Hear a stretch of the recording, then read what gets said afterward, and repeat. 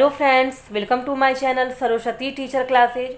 आज का जो हमारा टॉपिक है वो है बुद्धि परीक्षाओं का अर्थ। इंग्लिश में इसे मीनिंग ऑफ इंटेलिजेंस टेस्ट कहते हैं।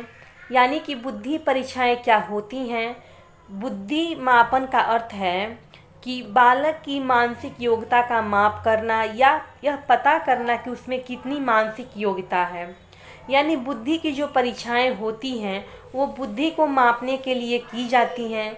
बुद्धि को मापने का अर्थ क्या है? बच्चों के मानसिक योग्यता का मापना, यानी बच्चा कितना इंटेलिजेंट है, उसकी मानसिक योग्यता क्या है, किस लेवल की है, ये सब जानकारी हम कैसे लेते हैं? तो बुद्धि को मापने के लिए। नेक्स्ट टॉपिक है ड्रेवर। ड्रेवर मनोवैज्ञानिक के अनुसार बुद्धि जो है वो क्या है? तो बुद्धि परीक्षा किसी प्रकार का कार्य या समस्या होती है जिसकी सहायता से एक व्यक्ति की मानसिक विकास के स्तर का अनुमान लगाया जा सकता है या मापन किया जा सकता है। यानी ड्रेवर मनोवैज्ञानिक ने क्या बोला कि बुद्धि परीक्षाएं क्या है? तो एक तरह का ये कार्य है जिसके द्वारा हम किसी व्यक्ति या फिर किसी बच्चे की मानसिक स्तर का पता लगाते हैं और उसकी मानसिक विकास का पता लगाते हैं और उसकी मानसिक योग्यता को हम मापते हैं। फिर नेक्स्ट टॉपिक है बुद्धि परीक्षाओं की आवश्यकता। इसे इंग्लिश में नीड ऑफ इंटेलिजेंस टेस्ट कहते हैं। यानी कि ज़रूरी क्या है हमें बच्चों की मानसिक योग्यता को मापने की? तो शिक्षा प्राप्त करने वाले बालकों की योग्यताओं में स्वाभाविक अंतर होता है। यानी स्कूल में जितने बच्चे पढ़ते हैं वे सब एक जैसे तो होते नहीं, उनकी क्वालिटीज़ में, उनकी योग्यताओं में काफ़ी अंतर होता है। इस अंतर के कारण सब बालक समान रूप से प्रगति नहीं कर पाते हैं। यानी सभी बच्चे जो होते हैं एक जैसे प्रोग्रेस नहीं कर पाते हैं। किसी के नंबर कम आते हैं तो किसी के नंबर ज़्यादा आते हैं, किसी के एवरेज आते हैं। ऐसी दशा में शिक्षक के समक्ष एक जटिल समस्या उपस्थित हो जाती है। बुद्धि परीक्षाओं द्वारा बालकों में पाए जाने वाले अंतर का ज्ञान प्रदान करके शिक्षक को समस्या का समाधान करने में सहायता देती है। कह रहा है यानी टीचर क्या सोचेगा?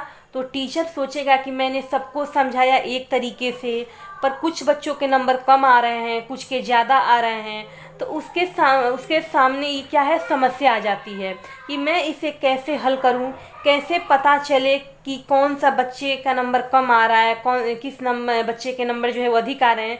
तो वो क्या है, वो बुद्धि परीक्षण के द्वारा पता लगाया जा सकता है कि बच्चों के नंबर कम क्यों आए, बच्चे के सोचने समझने की शक्ति क्या है, तो वो उस हिसाब से उसे गाइड करेगा, टीच करेगा। तो शिक्षक के लिए आसान होता है बच्चों की योग्यता को समझने के लिए। बुद्धि परीक्षण के कार्य में सबसे अधिक सफलता बीने जी को मिली।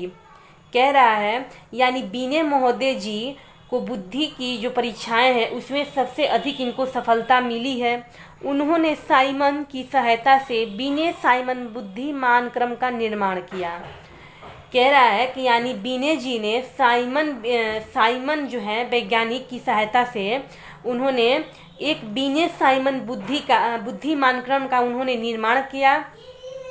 टर्मन महोदय जी ने उसे संशोधन करके उसे स्टैनफोर्ड बीने साइमन का नाम दे दिया, जिससे कि हम बच्चे की बुद्धि को माप सकते हैं। और वहीं यानी टर्मन जी क्या करते हैं कि बाद में टर्मन महोदय आए, उनमें कुछ उन्होंने संशोधन कर दिया और उसके बाद उसे स्टैनफोर्ड बीने मानक्रम का नाम दे दिया। तो ये थोड़ा इम्पोर्टेंट पॉइंट्स है, इसे आप अच्छे से याद करिएगा। नेक्स्ट टॉपिक है हमारा मानसिक आयु व बुद्धि लाब्धी IQ। इसे इंग्लिश में mental as and intelligent question कहते हैं। यानी बुद्धि परीक्षा के आधार मानसिक एवं शारीरिक आयु के मध्य का संबंध है। यानी बुद्धि परीक्षण जो होते हैं उनमें हमारा मेन आधार क्या होता है, मानसिक आयु व शारीरिक आयु के बीच का संबंध मेन होता है। बुद्धि परीक्षा के परिणाम बुद्धि लाब्धी के द्वारा दिखाए जाते हैं। कह रहा है कि बुद्धि परीक्षण जो किए जाते हैं उनके 2 परिणाम निकल के आते हैं। हम उसे बुद्धि लाब्धी के द्वारा दिखाते हैं कि बच्चे में कितनी योग्यता है, वो इंटेलिजेंट है या बहुत ज़्यादा इंटेलिजेंट है, या फिर एवरेज है, या फिर वो डल है। तो इसे हम कैसे करते हैं, बुद्धि परीक्षण के द्वारा ही हम इसे दिखा पाते हैं। इसका पहला पॉइंट है मानसिक आयु, इसे इंग्लिश में हम मेंटल एज कहते हैं। तो पहले समझते हैं कि मानसिक आयु होती क्या है। तो मानसिक आयु बालक या व्यक्ति की समान मानसिक योग्यता बताती है जो बुद्धि परीक्षा द्वारा ज्ञात होती है। यानी मानसिक आयु क्या है, तो किसी व्यक्ति या बच्चे की योग्यता बताती है कि बच्चे की कितनी मानसिक योग्यता है, मेंटली वो कितना स्ट्रांग है, उसे कितना आता है, ये बुद्धि परीक्षा के द्वारा ही हम पता लगा पाते हैं। इसका सेकंड पॉइंट है बुद्धि लाब्धी IQ, इसे इंग्लिश में इंटेलिजेंस क्विजन कहते हैं। कह रहा है कि बुद्धि लाब्धी सामान्य बालक या व्यक्ति की समान योग्यता के विकास की गति बताती है। यानी बुद्धि लाब्धी क्या बताता है कि बच्चे की समान विकास है या समान योग्यता है, उसकी गति किस तरह से हो रही है, विकास किस तरह से हो रहा है, तो अब बुद्धि लाब्धी के द्वारा पता लगता है। ओके, इसके लिए एक विधि है, तो आइए समझते हैं वो क्या है। बुद्धि लाब्धी निकालने की विधि जो है वो है method of finding IQ। Terman ने बताया कि मानसिक आयु बालक के मानसिक विकास की वृद्धि के बारे में नहीं बता सकती है, क्योंकि विभिन्न बालकों में मानसिक विकास की गति विभिन्न होती है। इस गति को मालूम करने के लिए उन्होंने बुद्धि लाब्धी को जन्म दिया। यानी टर्मन महोदय जी जो थे, उन्होंने बताया कि जो मेंटल एज मानसिक आयु है, किसी भी बच्चे की मानसिक योग्यता किस गति से बढ़ रही है या घट रही है, उसके बारे में कोई भी जानकारी हम नहीं दे सकते हैं। तो उन्होंने क्या किया कि विभिन्न बालकों में मानसिक गति भिन्न भिन्न होती है।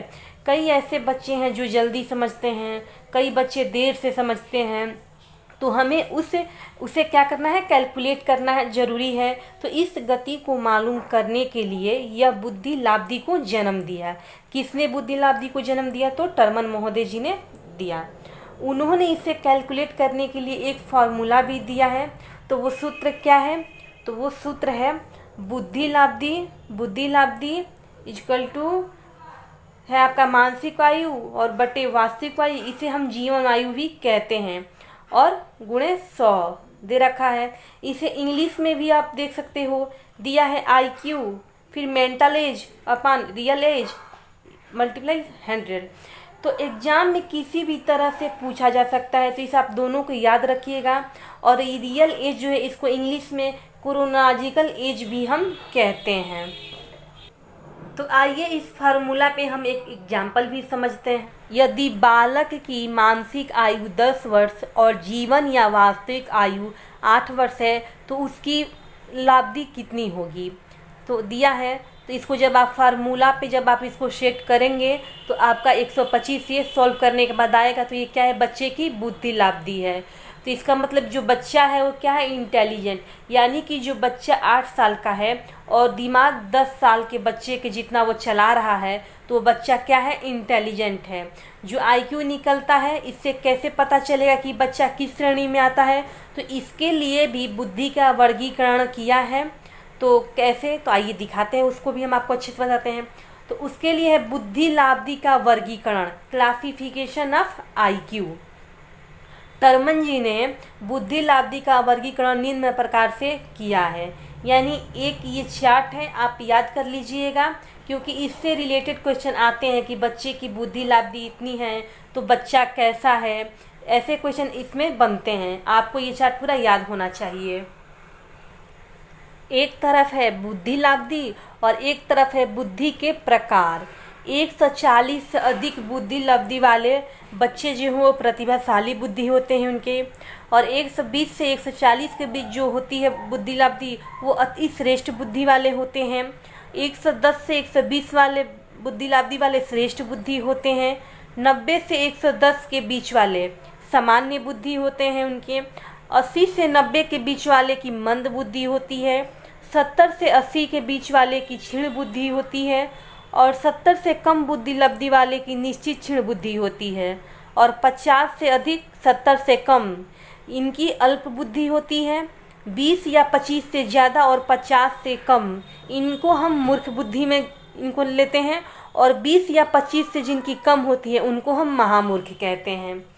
तो ये था पूरा बुद्धि परीक्षण। आई होप आपको अच्छे से समझ में आ गया हो। कोई भी डाउट हो तो आप उसे कमेंट सेक्शन में बताइएगा, मैं उसे क्लियर करने की पूरी कोशिश करूँगी। आई होप कि आपको मेरी वीडियो अच्छी लगी हो तो ज़्यादा से ज़्यादा शेयर और सब्सक्राइब करिए। मिलते हैं हम आपसे नेक्स्ट वीडियो में, तब तक के लिए थैंक यू सो मच।